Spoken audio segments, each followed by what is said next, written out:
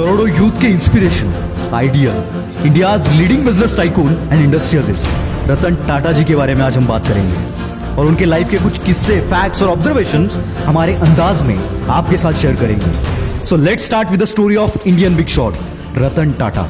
Tata group of companies के अब तक के सबसे सक्सेसफुल चेयरमैन, एक इंडस्ट्रियलिस्ट होने के साथ साथ रतन टाटा एक जिंदा दिल इंसान भी है। ये उनकी स्टोरीज से आगे आपको पता चल ही जाएगा।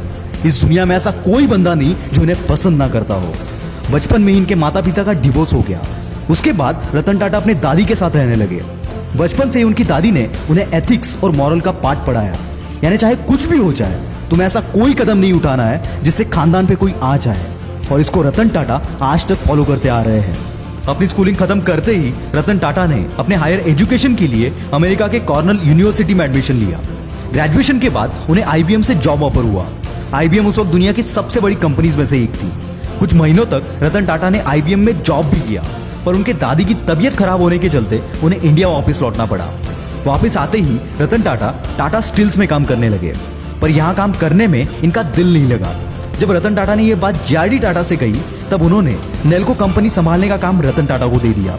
नेल्को इलेक्ट्रॉनिक सेक्टर में काम करती थी, जो कि उस वक्त बहुत लॉस में चल रही थी। और यहाँ आता है ट्विस्ट। नेल्को टेक ओवर करने के बाद कंपनी में हो रही गलती को ढूंढने के लिए रतन टाटा ने कंपनी को एनालाइज करना स्टार्ट कर दिया। और एनालाइज करने के बाद ग्राउंड लेवल से लेकर टॉप लेवल तक उन्होंने चेंज लाया। रतन टाटा के लीडरशिप में कुछ ही सालों के अंदर नेल्को के सारे डेब्ट्स क्लियर हो गए और नेल्को फिर से एक प्रॉफिट मेकिंग कंपनी बन गई। 1991 में रतन टाटा की असली जर्नी शुरू हुई, जब वो टाटा एंड सन्स के 5th चेयरमैन बने। जब रतन टाटा चेयरमैन बने, उस वक्त कई सीनियर्स का मानना था कि रतन टाटा इस पोस्ट के लायक नहीं है, पर जेआरडी टाटा ने किसी की ना सुनते हुए रतन टाटा को चेयरमैन बना दिया। और यहां से शुरू हुई रतन टाटा की लीडरशिप की जर्नी। रतन टाटा पहले से ही विजनरी थे और अब तो उन्हें मौका मिल गया था अपने विजन को इंप्लीमेंट करने का। अपने विजन, डिसीजन और मेहनत के दम पे रतन टाटा ने टाटा सन्स की सारी कंपनीज को प्रॉफिट मेकिंग कंपनीज बनाया। रतन टाटा विजनरी होने के साथ साथ मास्टर कम्युनिकेटर भी थे, जिससे वो अपने आइडियाज और अपने विजन को सही तरीके से दूसरों के सामने रख पाते थे। रतन टाटा की सबसे बड़ी खूबियों में से एक ये थी कि उनके साथ जो भी काम कर रहा हो उनको देखकर इंस्पायर हो जाता था, जिससे दूसरों के अंदर एक सेंस ऑफ कैपेबिलिटी पैदा हो जाती थी कि मैं ये काम आसानी से कर सकता हूँ। और ये एक ग्रेट लीडर की निशानी होती है। 1998 में रतन टाटा ने कोड ऑफ कंडक्ट इंट्रोड्यूस किया, जिसके मुताबिक हर टाटा एम्प्लॉय को सेम रिस्पेक्ट मिलेगी, चाहे वो एक पियोन हो या कोई एमडी। बहुत सारे बड़े पोस्ट पर काम करने वाले लोगों ने कोड ऑफ कंडक्ट को साइन करने से मना कर दिया, लेकिन रतन टाटा ने हार ना मानकर आखिरकार सबसे ये कोड ऑफ कंडक्ट साइन करवा ही लिया। अब जो किस्सा मैं आपको बताने वाला हूं वो शायद आपने कहीं सुना होगा, पर इस वीडियो में ये किस्सा ऐड करने से मैं खुद को रोक नहीं पाया। मुझे लगता है कि इस किस्से के सिवाय रतन टाटा की बायोग्राफी कंप्लीट हो ही नहीं सकती, सो इसे आखिर तक सुनना। किस्सा कुछ ऐसा है कि साल 2000 में टाटा का ऑटोमोबाइल सेक्टर बहुत लॉस में चल रहा था। इस पर रतन टाटा ने डिसीजन लिया कि वो टाटा मोटर्स को फोर्ड को बेच देंगे।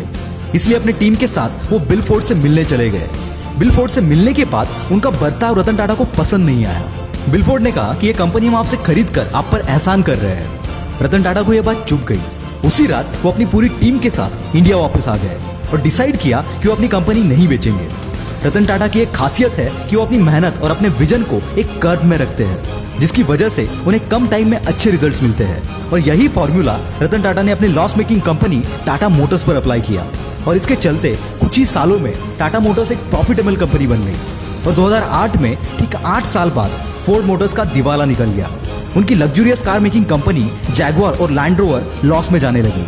उसी वक्त रतन टाटा ने दोनों कंपनीज को $2.3 बिलियन के वैल्यूएशन के साथ खरीद लिया और इन लॉस मेकिंग कंपनीज को प्रॉफिटेबल भी बनाया। उस वक्त बिल फोर्ड ने रतन टाटा से एक लाइन कही कि हमारी कंपनीज खरीद कर आप हम पर एहसान कर रहे हो। दोस्तों, इससे एक बात साफ हो जाती है कि सक्सेस से बड़ा कोई रिवेंज नहीं, और यही बात रतन टाटा ने प्रूव करके दिखाई। अगला एपिसोड आप किस पर देखना चाहते हो कमेंट में जरूर बताना। मैं हूं आपका द विल पावर स्टार। मिलते हैं अगले वीडियो में।